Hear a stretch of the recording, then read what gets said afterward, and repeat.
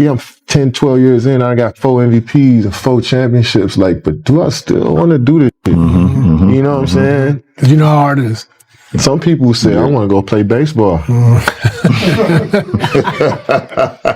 Right? Yeah. And then I want to come back. Well, some people say, I'm going to go 22 straight. Coward. We come to practice, he's on one leg. Like he was hurt the second year, he was on one leg the whole year and played 82 games. Wow. Like, and so he practiced every day and he played every game on one leg. And so he's like, man, MJ, why don't you just sit up? How can I be the leader of the team and sit out and y'all going through all the credit? I got to be there. I twist my ankle and I had a teammate, David Greenwood. He says, you know, you twist your ankle, young fella, come over and sit with me. You know, this is, you need to. I said, no, man, I'm trying to make a name for myself. There's no way I can sit. You know, I need to get out there and show what I'm capable of. I want to play. I want to win. I want to make an impact. Kevin Durant crossed a line no one expected during his appearance on LeBron's podcast. In a relaxed conversation, he slipped in a subtle swipe at Michael Jordan, and LeBron just laughed along. It looked like they assumed nobody would push back. But they miscalculated, because Jordan didn't answer with jokes or attitude. He responded with facts. And what he laid out will make you rethink how today's NBA stars talk about greatness. The Mind the Game podcast was promoted as real basketball talk from players who truly understand the sport. But over time, it's turned into something else entirely. 2 big stars sitting around chatting, throwing little digs at the legends who came before them. And if you follow the show closely, there's always a clear theme.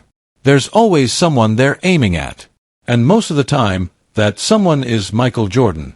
In one episode, a fan asked them about the triangle offense. Instead of a thoughtful answer, LeBron and KD brushed it off, calling it outdated and saying it wouldn't work in today's NBA. Then they shifted to talking about ring culture, complaining that people care too much about championships. LeBron even said he doesn't get why rings are treated as the ultimate measure of a player. Just think about that. The player constantly compared to Jordan is now saying championships shouldn't matter that much. But it didn't end there. Durant moved on to the topic of longevity, how tough it is to stay in the league after a decade or more. Then he dropped a line that made his point clear. He said, some people say, I want to go play baseball, and then added, some people say, I'm going to go 22 straight. He smiled, paused, and LeBron burst out laughing. The message was obvious. Durant was comparing Jordan, who stepped away from basketball to play baseball, to LeBron, who has stayed active for over 20 straight seasons. In that moment, they weren't just chatting. They were sending a message. Jordan walked away. LeBron stayed. And to them, longevity is more important than dominance. The steal. Oh, look again. at that. The 40-year-old dives to the hardwood. What do you think of when you hear the term load management thrown around? It shouldn't be needed, first and foremost. You know, I never wanted to miss a game because it was an opportunity to prove. It was something that I felt like, you know, the fans are there to watch me play. I want to impress that guy. You know, it's all about winning championships and win. Durant's little joke might have sounded harmless, but it completely ignores the real reason Michael Jordan stepped away from basketball in 1993, and that context changes everything. Jordan didn't suddenly decide he was tired of the NBA and wanted to try baseball for fun. That summer, his father was murdered during a robbery. James Jordan was the person who pushed him, supported him, and encouraged him throughout his career. Losing him devastated Michael. At the height of his success, he walked away from the game to honor his father and chase the baseball dream they had talked about for years. So when Durant smirked and said, some people want to go play baseball, it wasn't just thoughtless, it was disrespectful. He reduced one of the most painful events in Jordan's life to a casual joke. And LeBron laughing beside him only made it worse. And let's be clear about when Jordan retired. It wasn't after an early playoff exit or a disappointing season. He stepped away after winning 3 straight championships.